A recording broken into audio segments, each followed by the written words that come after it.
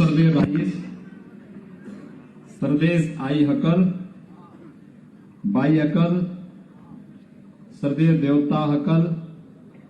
भाई अकल,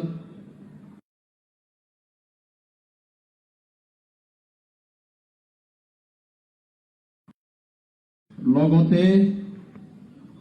आगंतुक रंगोली बिहुर उलोक ग्रहण करेगो। मंच पर उपस्थित भारतीय जनता पार्टी के महासचिव और लोकप्रिय सांसद माननीय श्री दिलीप सैकिया जी, उत्तर प्रदेश सरकार में मेरे वरिष्ठ सहयोगी जल शक्ति मंत्री डॉक्टर महेंद्र सिंह जी, असम सरकार में जल शक्ति मंत्री के रूप में जिन्होंने बहुत अच्छा काम किया है और इस समय इस विधानसभा क्षेत्र से उम्मीदवार श्री भावेश कलिता जी, यहां पर उपस्थित भारतीय जनता पार्टी के नेता और नरेला दिल्ली से विधायक श्री नील दमन खत्री जी, रेनन नारजरी जी, पवित्रा कुमार बोरो जी,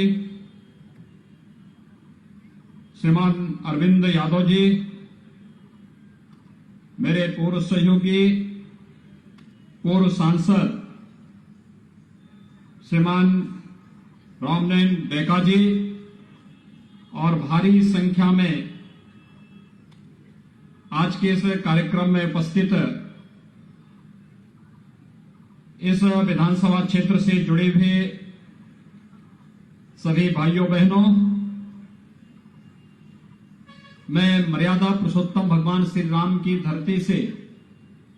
और भगवान श्री कृष्ण की धरती से आज शक्ति मां भगवती कामाख्या की इस धरती में आया हूं। मैं इस धरती को कोटि कोटि नमन करता हूं। भाइयों बहनों, महाबाहु ब्रह्मपुत्र को मैं नमन करता हूं। भारत की लाल नदी के रूप में असम के लोगों के सुख दुख, उम्मीद, आकांक्षाओं और यहां की समृद्धि की प्रतीक यह एक सच्चाई की संवाहक भी है। भारत रत्न भूपेन हजारिका ने अपने प्रसिद्ध गीत में महाबाहु ब्रह्मपुत्र महामिलनौर तीर्थ, यानी यह ब्रह्मपुत्र और इसके तट के लोगों के महामिलन के तीर्थ के रूप में असम की महिमा का गान किया है। मैं इस अवसर पर आप सभी का हृदय से अभिनंदन करता हूं कि ऐसी पावन धरती पर आप सबको जन्म लेने का सौभाग्य प्राप्त हुआ है। असम की धरती श्रीमान शंकर देव की धरती भी है। शंकर देव एक महान दूरदृष्टा रहे हैं, सांस्कृतिक राष्ट्रवाद के उद्घोषक रहे हैं, घुसपैठ की समस्या के बारे में देश का ध्यान आकर्षित करने का उन्होंने कार्य किया था। दुर्भाग्य से कांग्रेस ने उनके महत्व को नहीं समझा और उन्हें लगातार नजरअंदाज करती रही, जिसके कारण असम में एक लंबे समय तक आतंकवाद, अलगाववाद, उग्रवाद पनपता रहा। लेकिन जब असम की जनता ने श्रीमान शंकर देव की दूरदर्शिता को अपना करके भारतीय जनता पार्टी का समर्थन किया, आज शंकर देव की जन्मभूमि को भारतीय जनता पार्टी ने घुसपैठियों से मुक्त करने का काम किया है और यही आह्वान करने के लिए आज हम सब आपके बीच में आए हैं। मैं जब यहां पर आया था तो उस समय हमारे यहां के लोकप्रिय प्रत्याशी श्री भावेश कलिता जी ने मुझे यहां पर बीटीसी के जो मेंबर हैं श्रीमान रेनन नारजरी और पवित्रा कुमार बोरो जी, इन दोनों का परिचय करवाया बोडोलैंड के विकास के प्रति प्रतिबद्ध इन लोगों के कारण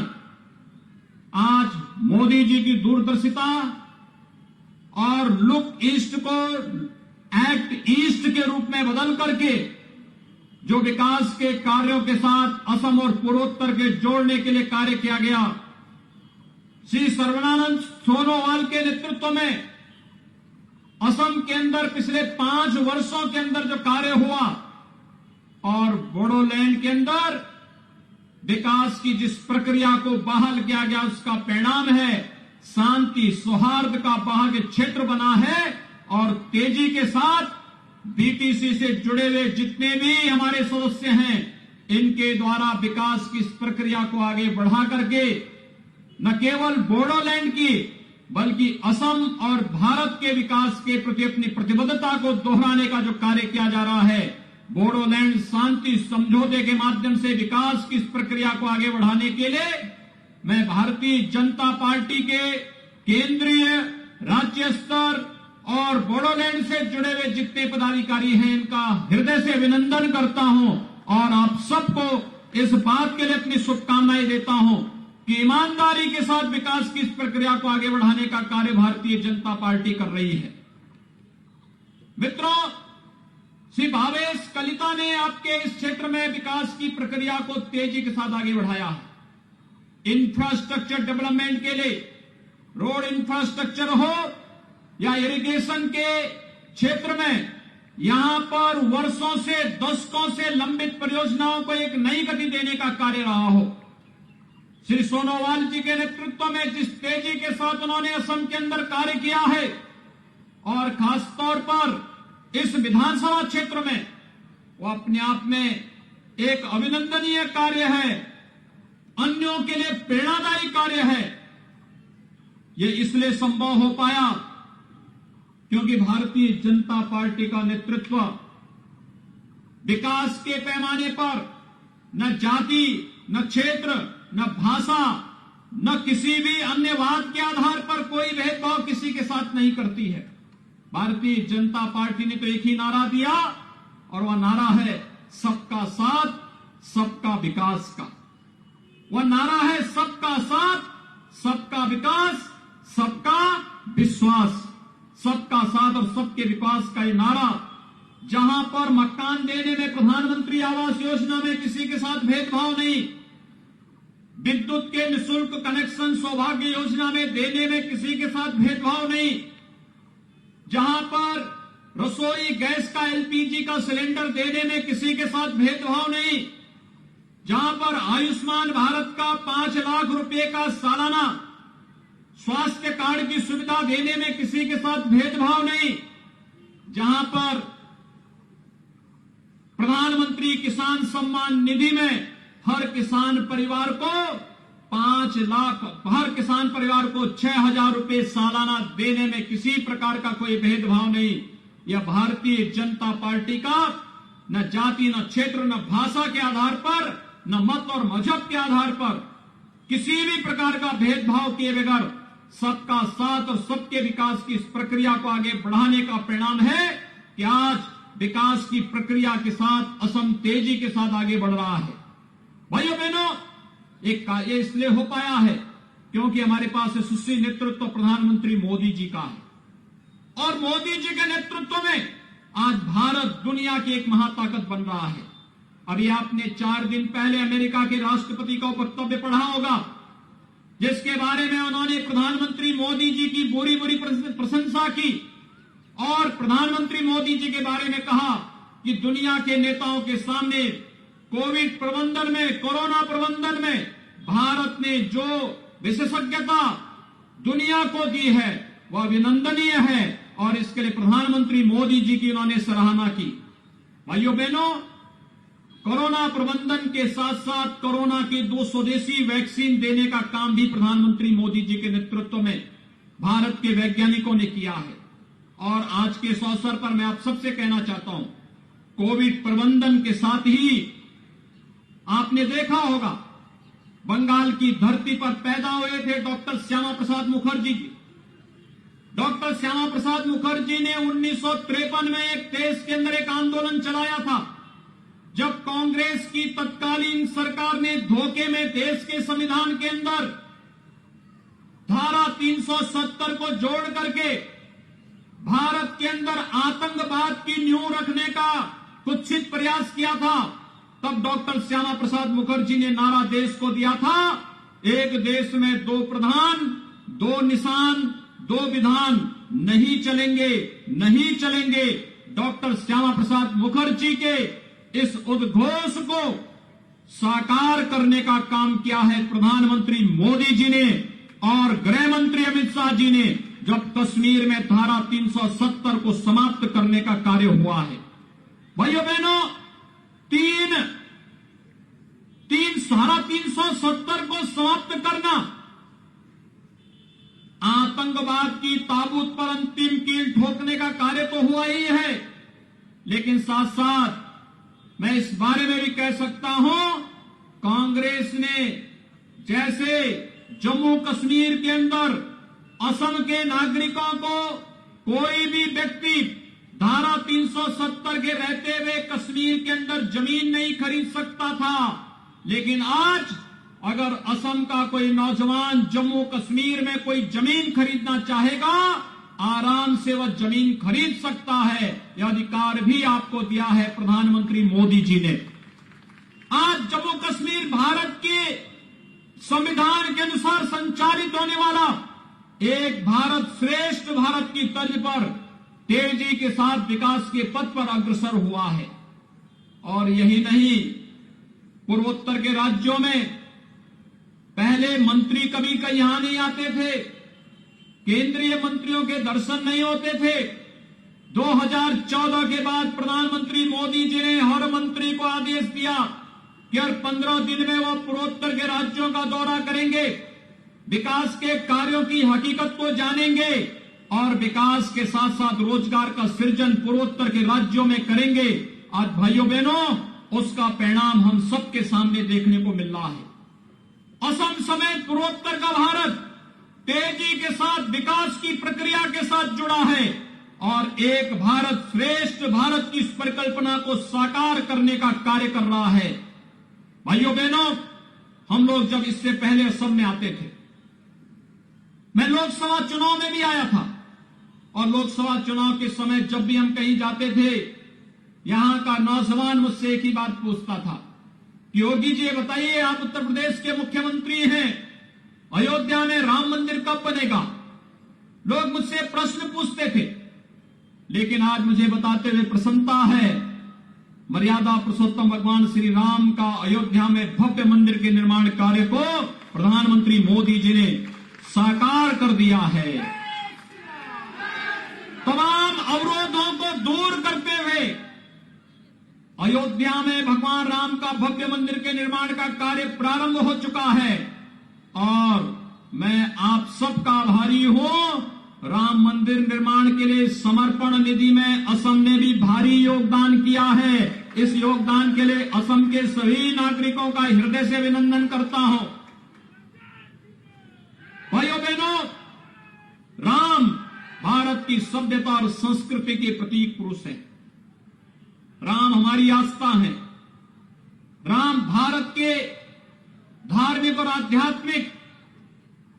आवाज हैं। भारत के रोम रोम में राम बसते हैं, श्वास श्वास में राम बसते हैं। राम के बगैर भारत का कोई काम नहीं हो सकता है और आज भगवान राम का भव्य मंदिर का निर्माण नए भारत की और भव्य भारत की और समृद्ध भारत की एक नई तस्वीर दुनिया के सामने रखने वाली है। और इसीलिए असम चुनाव के बाद जब अयोध्या में भगवान राम का भव्य मंदिर का निर्माण होगा, मेरा आप सबसे आग्रह होगा, भावेश कलिता जी से आग्रह होगा, दिलीप सेकिया जी से मेरा आग्रह होगा, तब असम के लोग भी अयोध्या में आकर के भगवान राम के भव्य मंदिर के निर्माण में रामलला का दर्शन का सौभाग्य अर्जित करें। एक बड़ा कार्य होगा ये। और भाइयों बहनों, ये वह अभियान है जो इस बात को बताता है, हम विकास में भेदभाव नहीं करेंगे, हम किसी के साथ अन्याय नहीं करेंगे, लेकिन हम लोग गांव को, गरीब को, किसान को, नौजवान को, महिलाओं को विकास की मुख्य धारा के साथ भी जोड़ेंगे। हम इनको विकास की मुख्य धारा के साथ भी जोड़ेंगे, साथ साथ सभ्यता और संस्कृति की और आस्था का सम्मान भी करेंगे। और अगर कोई भारत की तरफ आंख उठा करके देखेगा तो जैसे पाकिस्तान के अंदर घुस करके भारत के बहादुर जवानों ने सर्जिकल स्ट्राइक करने का काम किया था, नए भारत में भारत की धरती पर आतंकवाद और अलगाववाद के लिए भी कोई जगह नहीं होगी। एक नए भारत की एक नई तस्वीर दुनिया के सामने आज भारत की सरकार रख रही है और उसी तर्ज पर विकास की प्रक्रिया के साथ नए और समृद्ध आसाम के सपने को साकार कर रही है। असम के अंदर श्री सर्बानंद सोनोवाल के नेतृत्व में भारतीय जनता पार्टी गठबंधन की सरकार। भाइयों बहनों, मैं आप सबका आह्वान करूंगा, विधानसभा का ये चुनाव असम की समृद्धि और विकास के साथ साथ यहां की सभ्यता और संस्कृति को भी सुरक्षित रखने का एक अभियान है।